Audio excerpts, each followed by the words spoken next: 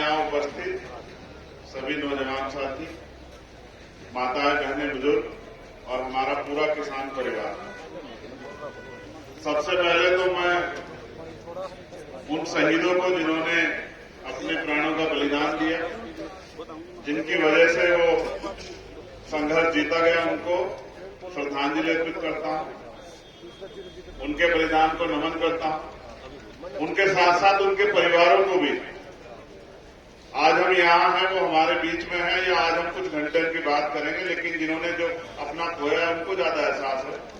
मैं उन परिवारों को भी, उन माओं को भी, उन पिताओं को भी, भाइयों बहनों को भी धन्यवाद और नमन करता हूं, उनका जो है शुक्रिया अदा करता हूं, जिन्होंने अपने परिवार के बच्चे खोए, बड़े खोए, जिनकी वजह से ये किसानों की लड़ाई जीती गई।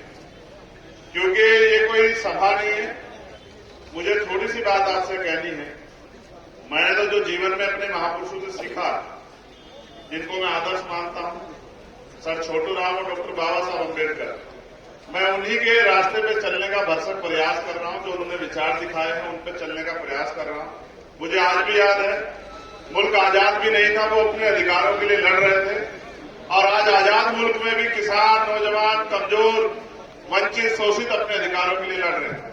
ना महिलाएं सुरक्षित है, ना जवानी सुरक्षित है, ना किसान है, ना मजदूर। और मुझे लगता नहीं कि अब ये दिन बहुत नजदीक है कि एक ऐसा समाज बनेगा जो भाईचारे पर आधारित समाज, लेकिन जहां लोग बांटने का प्रयास कर रहे हैं, हम लोग जोड़ने का प्रयास कर रहे हैं। मैं ये मानता हूं, किसी भी देश को अगर गुलाम बनाना हो तो दो चीजों पे कब्जा करना बहुत जरूरी होता है। पहला, उसके बिजनेस पे। अंग्रेज जब इस देश में आए तो उन्होंने इस देश के बिजनेस पे कब्जा किया, और धीरे धीरे हम उनके अधीन होते चले गए। और दूसरा, उस देश की सेना पे। अंग्रेजों ने यही की सेना को हमारे खिलाफ खड़ी करके हमारे लोगों का शोषण किया। आज की सरकार जो केंद्र में बैठी है, भारतीय जनता पार्टी, उसने भी चंद पूंजीपतियों के हाथ में देश का सारा बिजनेस दे दिया है।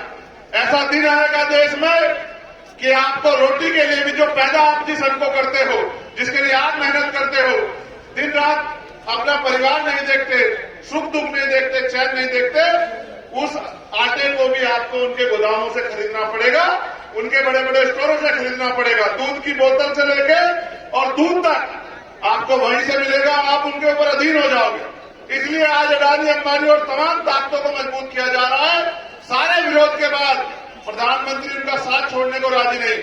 और जिस तरह से अग्निवीर लाके, अग्निपथ लाके इस देश की सेना को कमजोर करने का काम किया, स्पेशली जो जातिगत रेजिमेंट थी, आज आपको महसूस भले ही ना होता हो, आने वाले 10-15 सालों में जातिगत रेजिमेंट से सारे लोग रिटायर होकर घर आ जाएंगे, और अग्निवीर के नाम पे जो भर्तियां हो रही हैं, आपके बच्चे वहां नहीं रहेंगे। इस देश में एक विचार की सरकार और उनके सेनापति खड़े हो जाएंगे। आप अपने देश में दोबारा गुलामी की तरफ बढ़ रहे हो। मैं धन्यवाद दूंगा खड़गड़ टोल की पूरी टीम का, जिन्होंने मुझे यहाँ आने का अवसर दिया। मगर मैं वचन देकर कह रहा हूं कि अगर देश को बचाने के लिए और देश की जो अस्मिता है, देश की जो अखंडता है, उसको बना के रखने के लिए कोई भी कुर्बानी देनी पड़ी। क्योंकि हमें याद है, ये देश शहीद आजम भगत सिंह का देश है, और यहाँ बलिदान तो हमारी प्रथाओं में रहा है। जिन्होंने हंसते हंसते फांसी के फंदे चुमे, हम उनकी संतानें। हम अपने देश की विरासत को, अपनी अखंडता को, अपने भाईचारों को बचाने के लिए अगर कोई भी कीमत चुकानी पड़ी, उसको चुकाएंगे।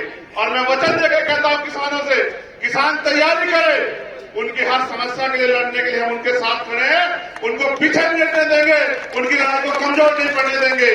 जो पिछली बार पहले हो चुका कि अलग अलग लड़े और पीटे और नुकसान पाके घर में बैठे, अभी ये होगा नहीं। हर किसान लड़ाई में हमने साथ दिया। जब वहां 4 भाइयों पे गाड़ी चढ़ा दी गई, सबसे पहले जाने वाला मैं था, 7 घंटे मोटरसाइकिल चला के। इस बात के लिए नहीं कि क्या होगा, इस बात के लिए कि अगर अन्याय हो रहा है तो कम से कम मैं अपने जमीन को गवाही दे सकूं कि जब अन्याय हो रहा था मैं लड़ रहा था। तो मैं अपनी जिम्मेदारी को अदा कर रहा हूं। मैं धन्यवाद दूंगा पूर्ण परिवारों का, जिनके परिवार से बलिदान हुए। हम तो नमन कर सकते हैं, उनके दुख को वही जानते हैं। उन माओं को, बहनों को नमन, उन पिताओं को नमन। और अगर आगे बलिदान देना पड़ा तो आपको खड़ा होना चाहिए, क्योंकि बिना शहादत के, बिना बलिदान के कुछ बचने वाला नहीं। बहुत बहुत धन्यवाद। आप सबके लिए बहुत बहुत मंगल कामनाएं। इस भाईचारे को बना के रखो। ये भाईचारा ही दुश्मन को हराएगा, ये भाईचारा दुश्मन के दांत खट्टे करेगा, और यही भाईचारा इनको यहां से देश की सत्ता से भी उखाड़ के फेंकेगा। बहुत बहुत धन्यवाद। जय हिंद, जय भारत, जय जवान, जय किसान।